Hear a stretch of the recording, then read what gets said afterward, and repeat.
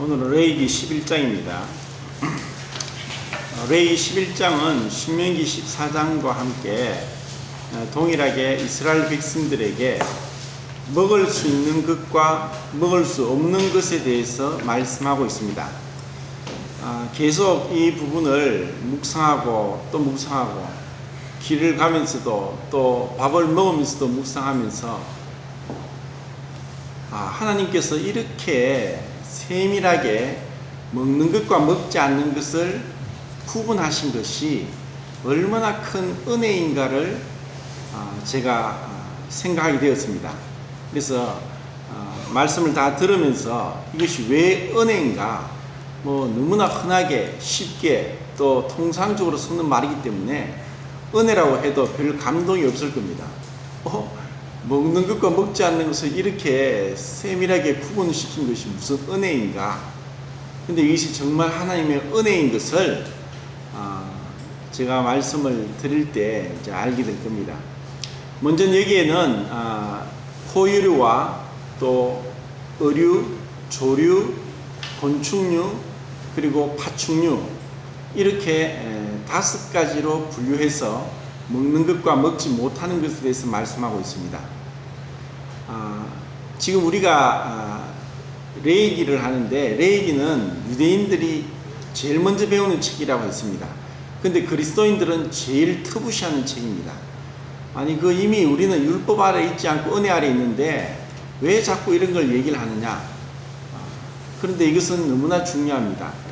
왜냐하면 이것에는 위생적인 면과 종교적인 면과 영적인 면이 있습니다. 이 3가지를 함께 봐야 되기 때문에 중요합니다.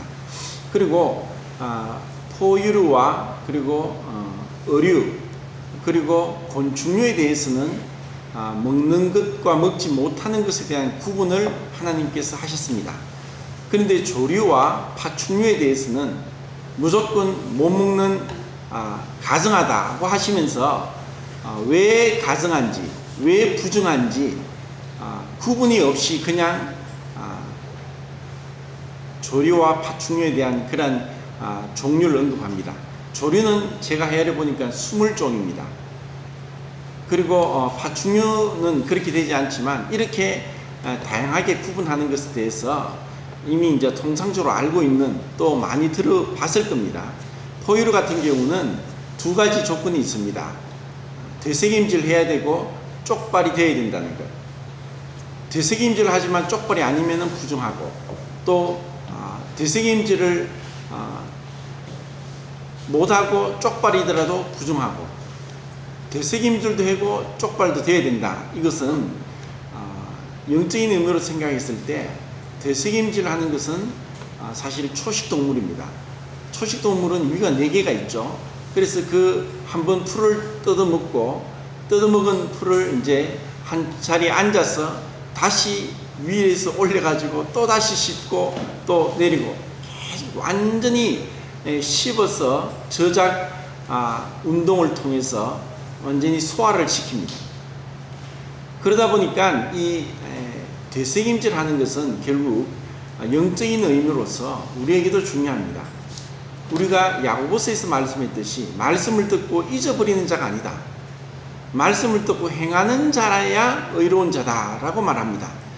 그래서 우리에게도 하나님의 말씀을 그냥 알고 있는 것과 또 듣고 잊어버리는 것, 이것은 하나님 앞에 사실 가증한 겁니다. 하나님 말씀은 듣고 잊어버리는 것이 아닙니다. 복 있는 사람은 악인의 꾀를 쫓지 않고 주인의 길에 서지 않고 오만 자리에 앉지 아니한다. 주야로 묵상하는 자로다. 시냇가에 심은 나무가 씨를 쫓아 과실을 맺은 같이 주야로 말씀을 묵상하는 자다. 마치 나다나엘이 무화과 나무 아래서 하나님의 말씀을 묵상한 것 같이 그 말씀을 되새기는 겁니다. 그럼 왜 되새기게 했느냐? 우리가 하나님의 말씀을 묵상하고 되새기지 아니하면은 세상에 잡다한 것이, 더러운 것이, 가증한 것이, 악하고 정욕적이고 헛된 것이 들어옵니다. 결국 우리가 하나님 앞에 3일 예배, 결국 수요일날과 또 주일날, 또 아니면 청년들은 청년회, 그리고 금요 기도회 이렇게 자주 모여야 되는 이유는 우리는 세상 가운데서 세상과 구별되어야 되는 자이기 때문에 우리의 마음에서부터 분리가 일어나야 됩니다. 이것이 되새김질이고 쪽발입니다. 쪽발은 결국 굽이 갈라졌기 때문에 굽이 갈라지지 않은 그 동물의 발보다도 진흙이나 이런 것에 빠지질 않습니다. 결국 우리가 하나님 말씀을 묵상하게 될 때 세상에 빠지지 않습니다. 세상을 사랑하지 않고 세상을 쫓아가지 않고 세상 사람과 연합하지 않는다는 것입니다. 결국 이것에 대한 영적인 의미는 이미 우리는 율법 아래 있지 않습니다. 고린도전서 14장 2절에 보면은 믿음이 있는 자는 모든 것을 먹을 수 있지만 믿음이 연약한 자는 채소만 먹는다. 이미 그리스도 안에 들어왔어도 유대인들은 아직까지 믿음이 연약함으로 모든 것을 못 먹습니다. 그리고 로마서 14장 2절이었어요. 고린도서 8장 4절에는 우상이 제물은 아무것도 아니다. 믿음을 먹으면 아무런 문제가 없다고 분명히 얘기하면서 믿음 안에 있는 모든 먹는 것과 먹지 않는 것은 없어졌습니다. 골로새서 2장 16절에도 먹는 것과 마시는 것과 또 절기나 안식이나 초하루나 이런 것에 대해서 누구든지 너희를 비판하지 못하게 하라. 유대인들은 먹는 것과 마시는 것, 지금 여기 나오는 레위기 11장에 있는 말씀, 그리고 절기들, 레위기 23장에 있는 7절기, 이러한 같은 데에 대해서 철저하게 지켰습니다. 근데 이것으로 인해서 이제 그리스도 안에서 이 모든 것이 무너졌습니다. 사도행전 10장에서는 놀라운 획기적인 변화가 있습니다. 그것은 이방인에게 복음을 전하는 것입니다. 이미 마태복음 16장에서 예수님이 너희들은 나를 누구냐 했을 때 베드로가 주는 그리스도시요 살아계신 하나님의 아들입니다. 이렇게 대답합니다. 이 말에 대해서 예수님은 바요나 시몬아 네가 복이 있도다. 이를 네게 알게 하신 이는 혈육이 아니라 하늘에 계신 너희 아버지시니라 하고 말씀하십니다. 그래서 이 반석 위에 내 교회를 세우리니 음부의 권세가 이기지 못하리라. 이 반석 위에 주님의 교회를 세우겠다고 하셨습니다. 그리고 음부의 권세가 이기지 못한다는. 그러고 나서 천국 열쇠를 베드로에게 주셨는데 8장에서 사마리아에게 가서 복음을 전하고 안수를 하고 그들이 성령 받고 10장에서 고넬료에게 복음을 전하기 전에 제6시 기도하는 시간에 옥상에 올라와서 기도하려고 할 때 비몽사몽간에 환상 가운데 하늘에서 보자기가 내려옵니다. 거기에는 여러 네 발 가진 짐승과 또 새 종류와 그리고 땅에 기는 것들이 가득합니다. 하늘에서 소리가 들립니다. 이것을 먹으라. 그때 베드로가 대답하기를 하나님 제가 이것을 먹을 수 없습니다. 저는 이것에 대해서 전혀 먹지 않습니다. 이미 율법이 전해지고 1400년 동안 유대인들은 이것을 철저히 지켰습니다. 그런데 이것을 먹으라고 하니까 못 먹는다고 했습니다. 그때 하나님의 대답이 하나님이 깨끗하게 하신 것을 네가 더럽다 하지 마라. 결국 이것은 이방인들의 결국 그들이 먹는 것에 대해서 이렇게 구분이 되었다는 것. 제가 처음 말씀드린 대로 먹는 것을 구분한 것은 은혜라고 하는 이유가 무엇이냐? 그것은 하나님께서 이스라엘을 보호하기 위함입니다. 자, 먹는 것은 얼마나 중요하면 만약에 우리 중에서 우리 다 전부 다 돼지고기 먹으러 가자 이렇게 얘기했는데 나는 돼지고기 못 먹습니다 하면은 결국 우리가 먹는 교제와 식사 시간에 빠집니다. 결국 먹는 것을 구분한다는 것은 교제의 제한을 이야기합니다. 결국 하나님께서 이스라엘 백성들에게 이렇게 먹는 것과 먹지 않는 것을 제한한 것은 그들이 이방인과 섞이지 않게 하기 위한 하나님의 놀라운 은혜라는 것입니다. 그럼 왜 이방인과 섞이면 안 되느냐? 그들은 더럽습니다. 그들은 악합니다. 그들은 죄를 짓고도 죄인 줄 모릅니다. 그들은 세상을 짝하고 있고 그리고 온갖 마음과 육체에 원하는 것을 하였고 육체의 욕심대로 행하면서 하나님을 없는 것처럼 생각하고 자기 마음대로 스스로 하나님이 되어서 살아가는 자들입니다. 그래서 이스라엘 백성에게 이렇게 먹는 것을 구분한 것은 하나님께서 이들을 보호하시고 순수함과 또 정결함과 그리고 세상에 때묻지 않고 세상의 죄악에 물들지 아니하도록 그들이 먹는 것으로 구분했습니다. 이것이 1400년 동안 지속되었습니다. 결국 이것에 대한 참된 의미는 뭐냐? 이제 우리에게서 이것은 의미 뭐냐? 베드로 전서 1장 15절 16절에서 이제 이 말씀의 의미가 이제 베드로가 사도행전 10장에서 깨달은 것이 베드로전서 1장 15절 16절에 나옵니다. 내가 거룩하니 너희도 거룩할지어다. 너희는 너희 몸을 스스로 구별하여 세상과 구별하라. 비록 거룩이라는 단어는 히브리어로 코데시고 또 헬라어로는 하기오스입니다. 그것은 구분하다, 구별하다, 또 따로 떼어놓다. 결국 거룩이라는 것은 이 세상에 죄악된 것과 구분되는 것입니다. 그래서 하나님께서 먹는 것을 특별하게 언급하신 것은 이방 민족들은 다 먹습니다. 먹고 싶은 것, 특히 이렇게 구분한 것들, 부정한 것들은 참으로 맛이 좋습니다. 사실 소고기보다 돼지고기가 맛이 더 좋아요. 몰라서 그렇지. 이렇게 분명하게 세상 사람들은 구분 없이 살아갔을 때 이스라엘을 이렇게 먹는 것으로 해서 그들과 분리되도록 함으로써 그들 가운데 메시아가 태어날 수 있는 순수한 믿음을 가진 자들을 지키겠다. 그래서 맥킨토시 형제님은 이 세 가지를 얘기합니다. 깨어진 의지, 상한 마음, 단순한 눈. 결국 이것에 대한 영적인 의미는 그렇습니다. 우리의 의지가 깨어져야 된다. 그것은 내 의지대로, 죄인은 뭐냐? 불순종의 자녀입니다. 내가 하고 싶은 대로 마음과 육체에 원하는 것을 합니다. 하고 싶은 대로 하는 거예요. 우리가 교회에 있더라도 내가 교회에 참석하는 게 중요한 게 아닙니다. 교회는 참석하지만 내 마음대로 하고 싶은 것을 하는 사람들이 있습니다. 부정한 거예요. 우리가 그리스도인들이 구분된 것은 에클레시아가 뭡니까? 세상에서 분류됨을 받았습니다. 우리는 구분된 자입니다. 그런데 세상 사람들과 똑같이 말하고 똑같은 생활 방식과 똑같은 것을 먹고 똑같이 생활하고 어울린다면 문제가 있습니다. 그리스도인이 믿음 안에 들어오고 나서도 세상적인 친구들과 끊임없이 교제하는 것은 문제입니다. 틀림없이 그들과 똑같이 살든가 아니면 그들에게 복음을 전하든가 둘 중에 하나입니다. 내가 복음을 전하지 못하면 그들의 악한 습성과 죄악된 그러한 생활 습관들이 내 몸에 배입니다.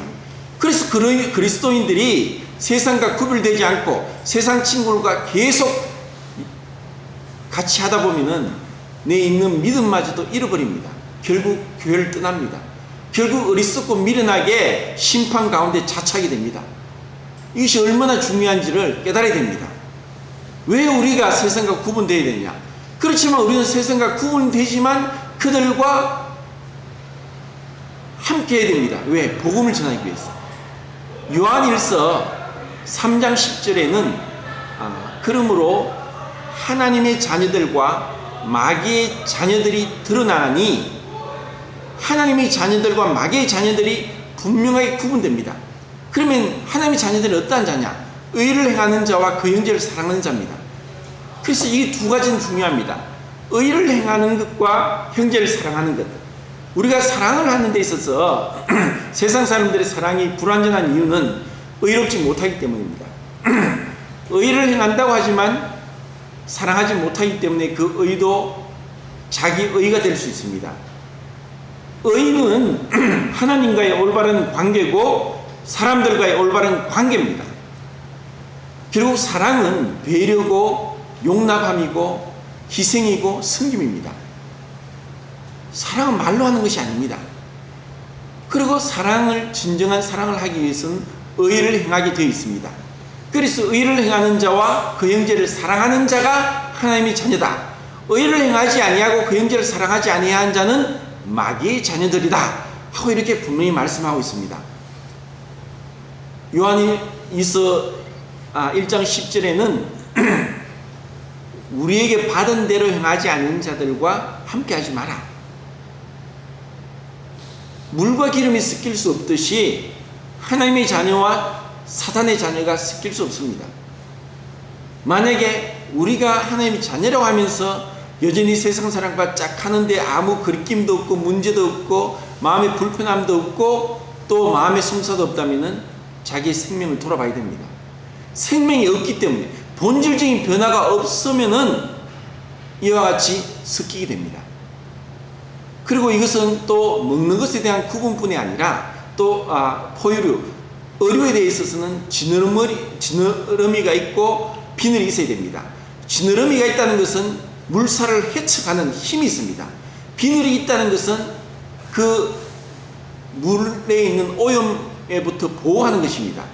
비늘이 없는 것은 강 바닥이나 바다 밑에 삽니다.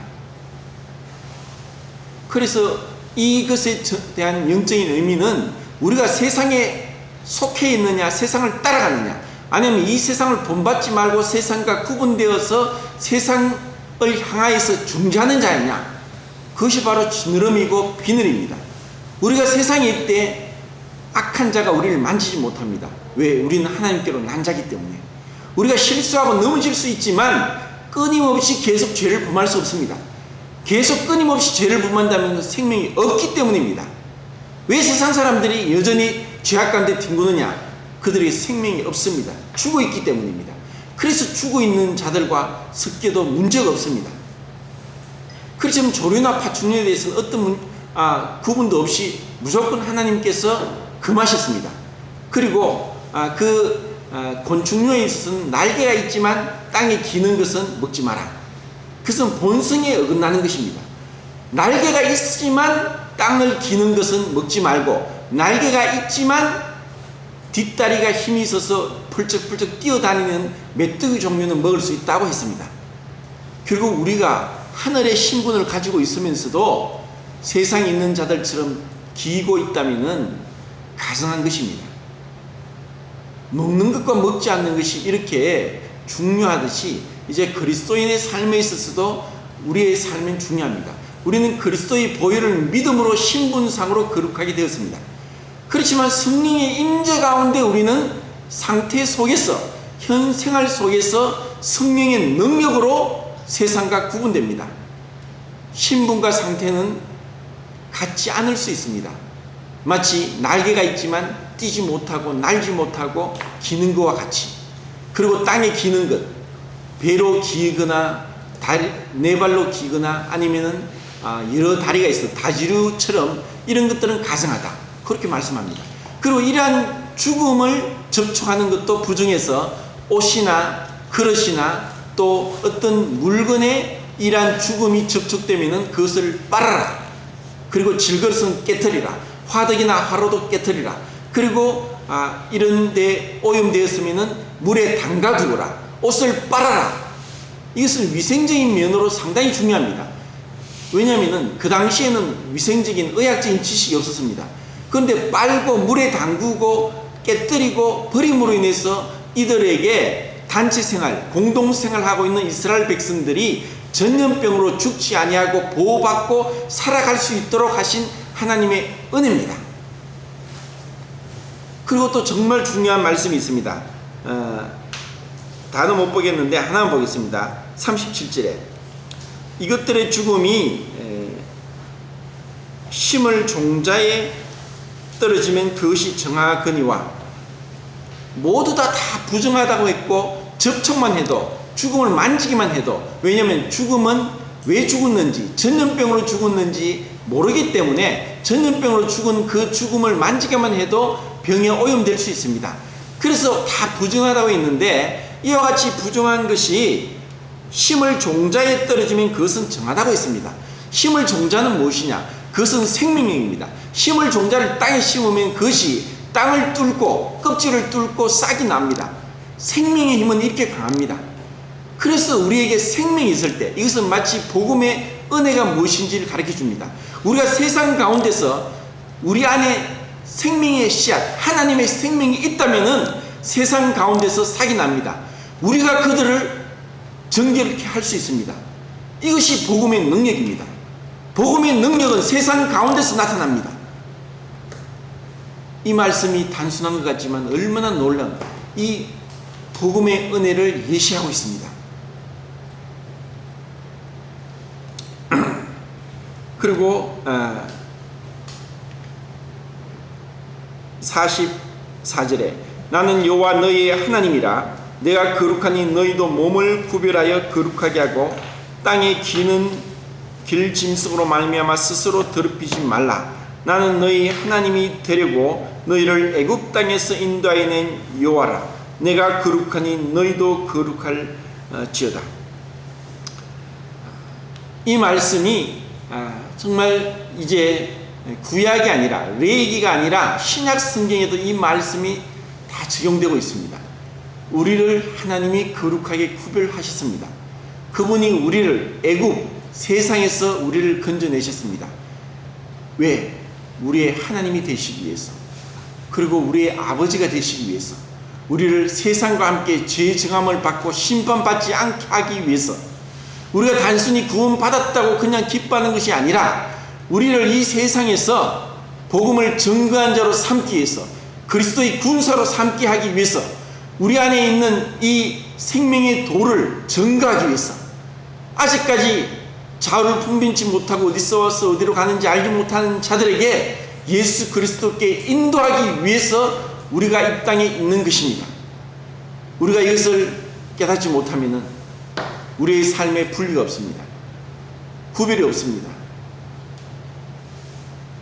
이것은 심각한 문제가 일어납니다. 그것은 개인의 생활의 파탄일 뿐 아니라 교회가 세속화되는 것입니다. 오늘날 왜 교회가 힘이 없느냐? 우리 각자가 믿음 안에서 구별된 삶을 살지 않기 때문입니다. 왜 우리가 예배 시간에 입을 다무느냐? 우리 마음에 감동이 없기 때문입니다. 뜻과 자녀를 보고서도 주님이 나를 위해서 자기 목숨을 버리신 그 사랑을 보면서도 우리 마음에 감동이 없습니다. 우리의 마음이 상하지 않고 우리 마음이 애통하지 않습니다. 우리의 의지가 깨어지지 않았고 우리의 눈이 단순하지 않기 때문입니다. 세상에 오염되어 있기 때문입니다. 세상에 너무 많은 것들이 내 마음을 차지했고 내 생각을 사로잡았기 때문에 우리가 예배 시간에 감동이 없습니다. 죽은 예배를 드리는 것입니다. 그냥 형식적으로 드리는 것입니다. 그 시간이 길고 지루한 것입니다. 예배를 준비해야 되고 우리의 삶이 주님 앞에 구별되어야 되는 것입니다. 내 생각을 쳐서 복종시켜야 되는 것입니다.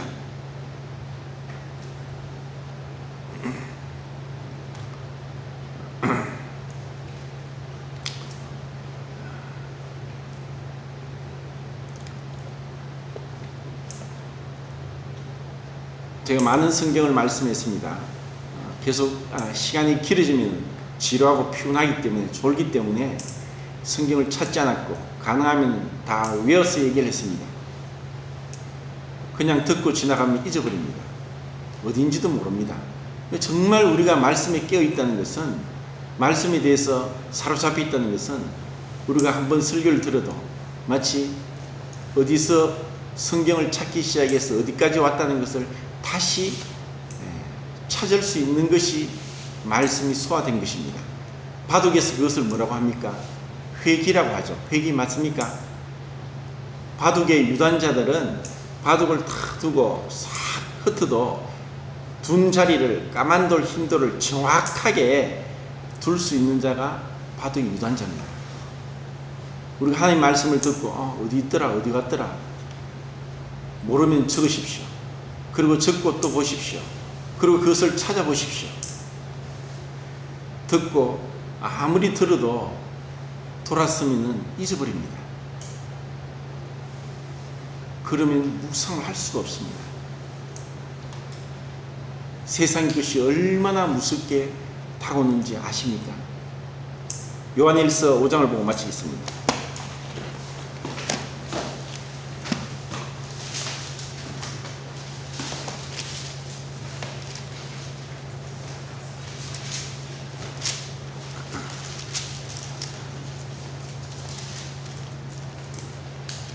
요한일서 5장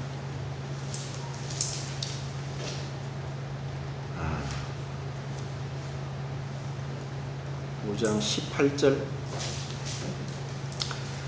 하나님께로부터 난 자는 다 범죄하지 아니하는 줄을 우리가 아노라.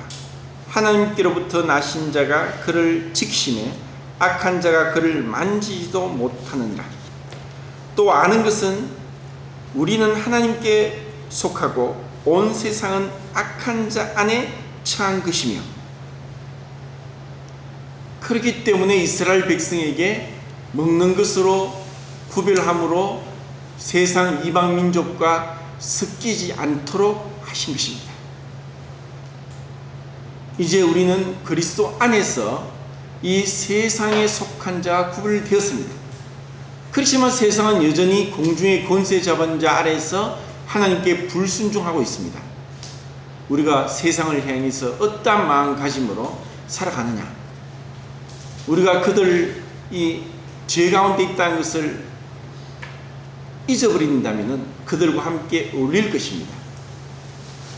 여전히 똑같이 계속 어울린다면 생명이 없다는 것입니다. 우리 안에 생명이 있다면 우리를 그 가운데서 구별해 내실 것입니다. 그분의 능력으로, 그분의 은혜로, 그분의 말씀으로. 이상 마치겠습니다.